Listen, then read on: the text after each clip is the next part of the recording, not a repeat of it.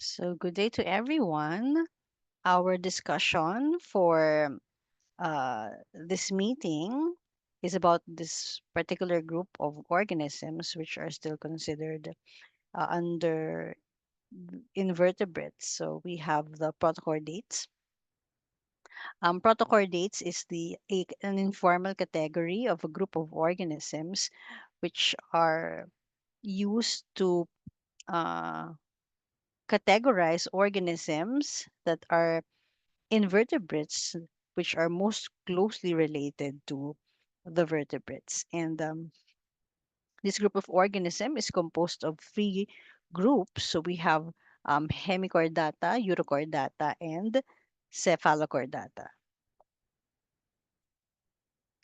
So Hemichordata is a phylum in itself, separate from phylum Chordata, where the two other groups of protochordates belong to, namely subphylum Urochordata and subphylum Cephalochordata.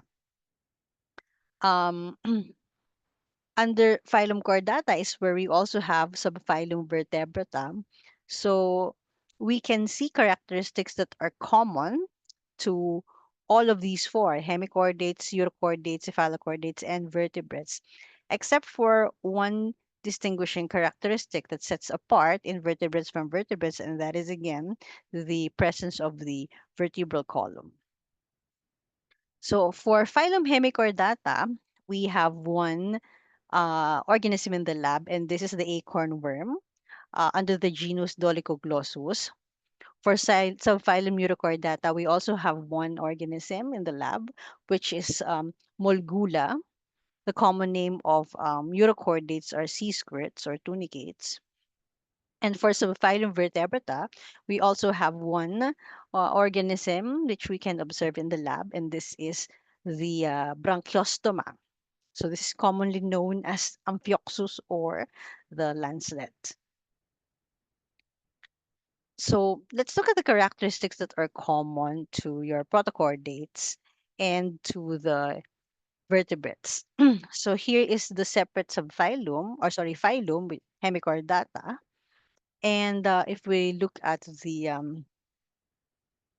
uh, phylogenetic tree here, we see that hemichordates would possess your pharyngeal slits and bars and the dorsal nerve cord.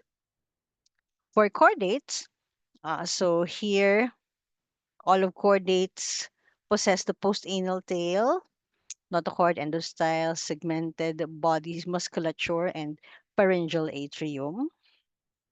So all these three groups possess this. And then plus for Urochordata, the lateral plate mesoderm, somites, myomeres. Uh, and then Cephalochordata would also have that as well, no? But for Vertebrata, there would be other distinguishing characteristics which you will study in Bio 126. And again, that's all of these plus the presence of the vertebral column, no? That houses the spinal cord. Now, this is the acorn worm, and we call them Sacoglossus or Dolichoglossus, no? So these are the two um, synonymous genus or genera for acorn worms. So for the convenience of our discussion or of the lab, we you can use any of the two, Sacoglossus or Dolichoglossus. So they mean the same genera, no? So this is the acorn worm, and there are actually two groups of hemichordates. So hemichordates in general are marine worms that are different from the ones that we discussed, no? Uh, Under Polychaeta. So again, because of the characteristics that I mentioned in the previous slide. So the two groups under Hemichordata would be Enteronusta or Balanoglosids and Pterobranchia. So here is your pterobranchia. So this is usually a colonial group of um, marine worms or marine acorn worms, while enteronosts are usually the solitary species.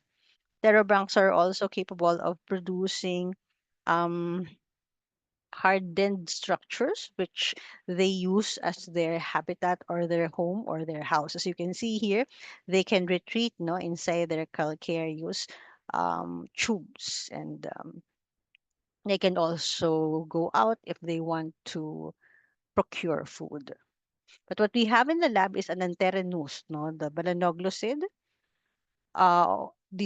Those are the common names: Anterenus, Balagnoglosid, uh, and again, the species that we have here would be your Saccoglossus or the Dolichoglossus. There is also the presence of a short stomachoid that is present in the anterior region of the animal, which we know as the proboscis.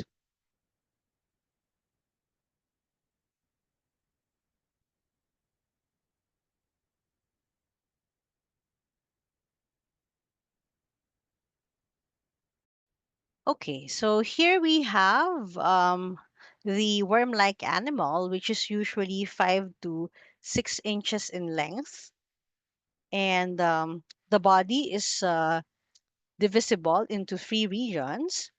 So here we have the proboscis, the collar, and the long region here is the trunk.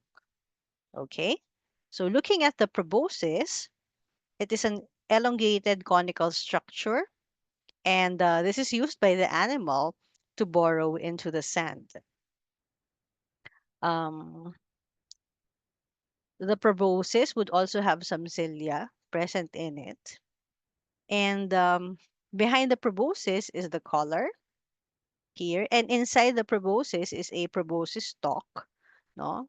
So it's inside, it is wrapped around by the collar, and the collar is a band encircling the body. So again, the proboscis is attached to the um, collar by the proboscis stalk, uh, below which the collar rim encloses a permanently open mouth. So nandito yan sa may loob. Yan, nandito yan, yung mouth niya sa loob ng collar. Okay? And the mouth leads into a buccal cavity that is also inside the collar. So ang nandito, ano siya, hindi siya, medyo open yan, ano, so that whatever food is found by the proboscis as it burrows, no, meron kasing current na nakikreate dyan to some cilia, and then the food would be directed here inside the collar, where you have the mouth that is always open, and that mouth leads to a space which is the buccal cavity. Okay, so the mouth or the buccal cavity leads into the this region, which is the trunk. No? So the trunk is divisible into 3 regions also. We have the branchiogenital region, the hepatic region, and the abdominal region. So the branchiogenital or the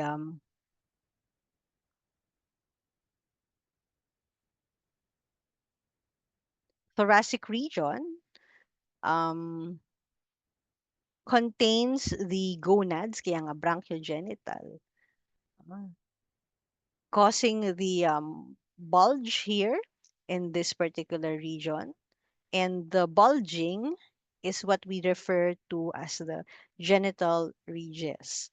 So dahil may mga organs doon, so parang expanded yung part na yan. And the expansion is what we call the genital ridges. Okay? And then pag medyo bumaba ka, meron kang makikitang mga slits, no? There are 2 longitudinal rows of small parallel slits or the gill pores, but they're not true gill slits. Kaya siya branchiogenital. So parang nandoon kasi yung respiratory structures at yung reproductive structures. Now going further is where you have the hepatic region. So the hepatic region is a little shorter than the genital region. So ito yung part na yan. And the hepatic region, because it's called hepatic because here the intestine usually bears a paired series of lateral pouches which we call the hepatic ceca. Okay? Although the hepatic ceca can have a digestive function, hindi din naman parang liver yung kanyang function. Okay? And then the longest part of the trunk is the abdominal region. So this is where the rest of the digestion of food in the organism occurs. Okay? Yan. So this is how the food comes in via the proboscis into the mouth that is encircled by the collar. So the ciliation here would direct water current that has food into this region so that the again permanently open mouth can get the food. And then these are your gill pores, no? In the branchiogenital region. And then this is the stomachoid. So before the um, Hemichordata was placed under phylum Chordata as another subphylum because they thought that this structure, the stomachoid, was a notochord. But later they found out that the cells are different, no? The cells comprising the stomachoid are different from that of a notochord. Hence, they uh, separated the Hemichordata and they elevated into another phylum because its characteristic do not fully fit chordata. So it should have a separate categorization. So again, it's because of the presence of the stomachoid. So it's similar to a notochord by having vacuolated cells but has no sheath and is neither rigid nor elastic. And the main dorsal blood vessel is found above it, which in chordates, the blood vessel is found under, no, the blood vessel. So this is the larva of the hemichordates, which we call the Tornaria larva, and it is quite similar in appearance with the larva of echinoderms. So scientists say that hemichordates are more closely related to echinoderms than vertebrates or than chordates. But again, the shared characteristics of the invertebrate group Echinodermata and the vertebrate group or the vertebrate um, phylum or chordates, no, where vertebrates belong to, would really put Hemichordata to a separate category. Okay, let's look at subphylum Urochordata. So again, this is under phylum Chordata. So what we have is the sea squirts or tunicates. So this is the common name for organisms under Urochordata. And the species or the genus that we have for representing the group is Mulgula. So Mulgula is a transparent tunicate.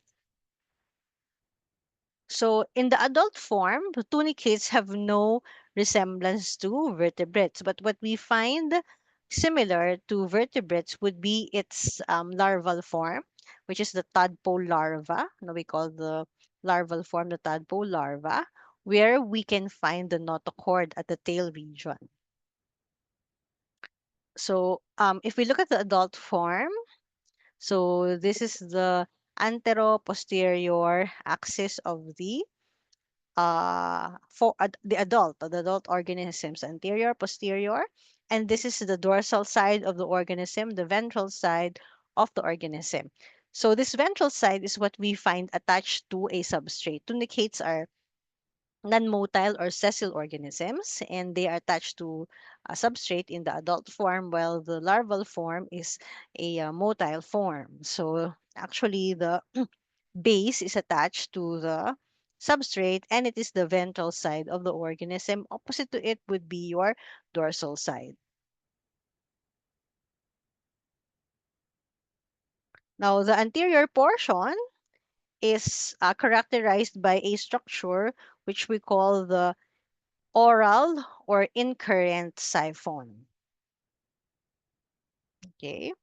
So this is the degenerate anterior end of the animal. So this is the upper of the two siphons. Both of these actually are siphons. So they are um, the entry and exit of water. So this part is the upper siphon. So this is the one that's anterior, a degenerate anterior um, axis of the body of the animal or end of the animal. And the lower siphon, the atrial or excurrent siphon, represents the posterior end. So the anteroposterior axis of the tunicate is bent into a U shape. So you can see here. So it's bent, no? Tayo kasi hindi eh. Yung taas natin, anterior talaga. And then the posterior part is at the opposite end of uh, organisms like us. But for this one, it's U shape. No? Anterior is here at the at the oral or incurred siphon, and the posterior end here is here at the um, atrial or excurrent siphon. So as the name implies, no, the oral siphon is where, or incurrent siphon is where the water enters the body of the organism, because the way of life of this organism is via taking in water, getting food from the water, and then once the water is filtered, the water is taken out of the body. So it uses filter feeding or suspension feeding in gathering food. So this is the entry of the water. So as the water enters, no, so it is filtered by the basket here, the pharyngeal basket, so that the food sticks here in this part of the organism, and then the water is expelled through the atrial or excurrent siphon. Now you can see here that the basket where the food is filtered, the pharyngeal basket, is covered by a test or a tunic. So this is the thick, tough, and the somewhat gelatinous membrane that serves as the outer covering of the animal. So in Walgula, it is so transparent that you can actually see the organs through the tunic. Okay, so we won't be going over the different organs, but what I want you to be familiar with, of course, would be the base, the incurrent siphon, excurrent siphon, and the tunic.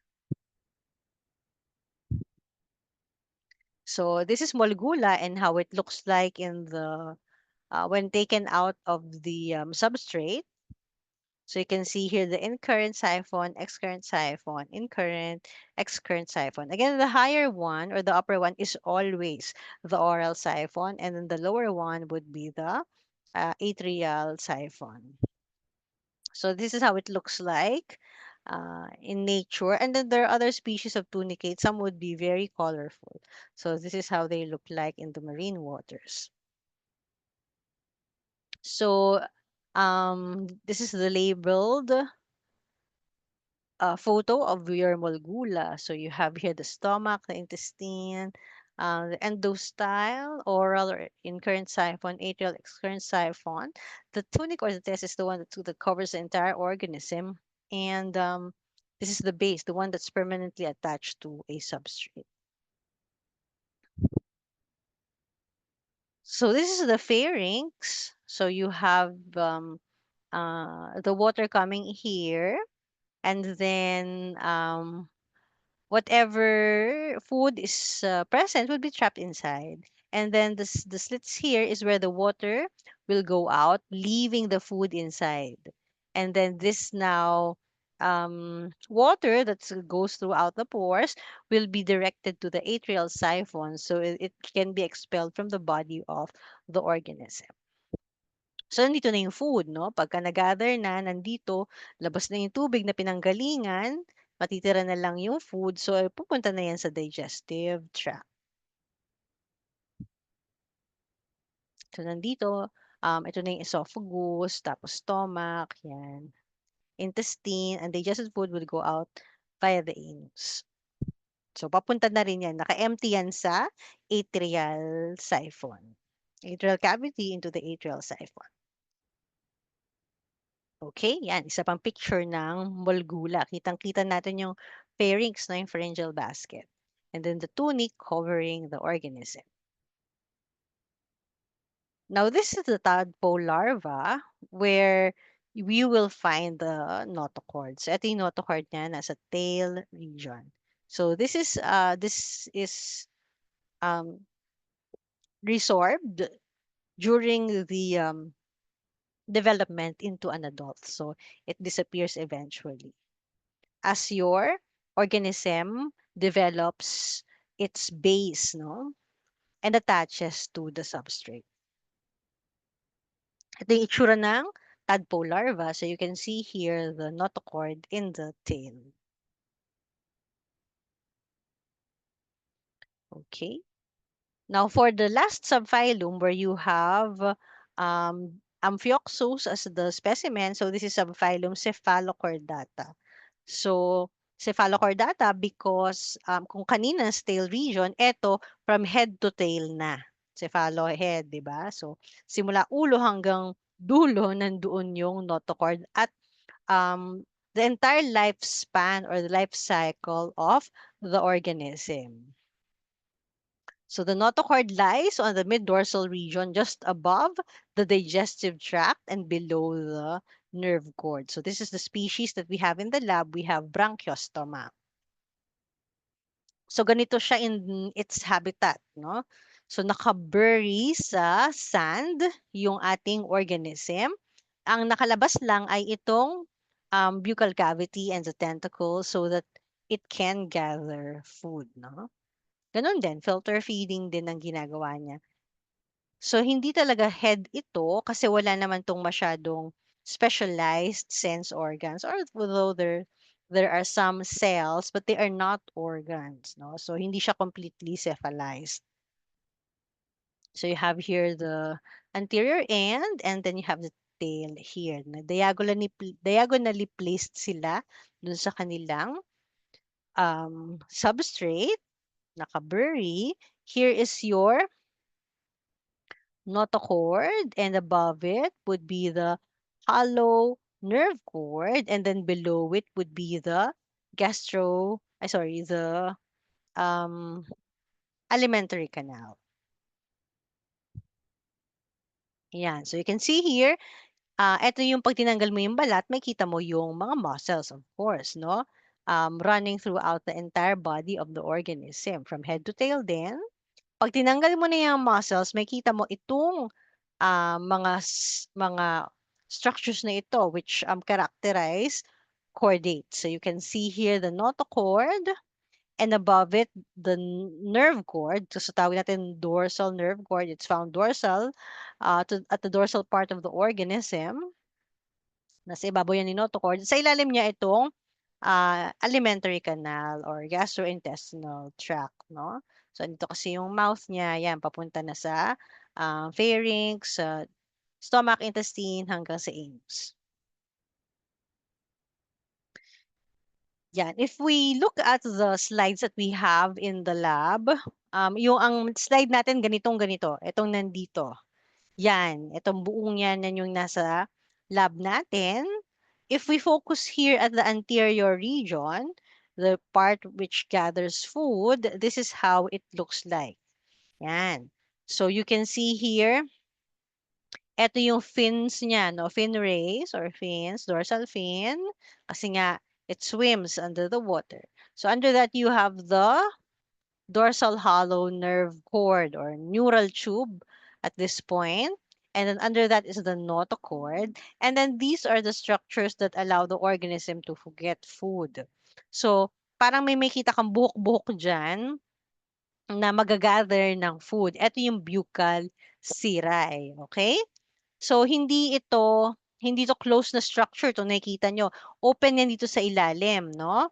Pero merong mga buhok, parang buhok-buhok. Now, this part leads into a cavity, which is the vestibule. So, pag nakakuha ng pagkain sa buccal cirri, dadalhin niya dun sa vestibule, yung space na yan. Tapos, dun sa dulo ng vestibule, meron kang wheel organ. So, yung wheel organ, may mga madikit yan na substances para dun dumikit yung food natin. And then here in the velum, is where you find the mouth. Dito naka station yung mouth. There are still tentacles here around the velum so that the food is directed into the mouth. No? Yan. So maraming pagdadaanan yung pagkain. Para siguradong trapped siya. Meron ka ng taga-ipon. This makes current so that water and food particles will be directed into the vestibule. At the end of the vestibule, you have the wheel organ, no? Para dun didikit talaga yung pagkain. Tapos directed into the velum where there's still tentacles so that the food is directed into the mouth. And then, pati yung tubig, no? Punta na yan dito sa pharynx, no? Pati yung food so that's digested. Tapos yung yung water na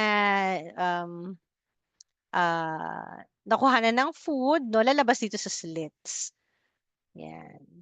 So sa space na yan, between the body wall and the pharynx, yun yung atrial cavity pa rin.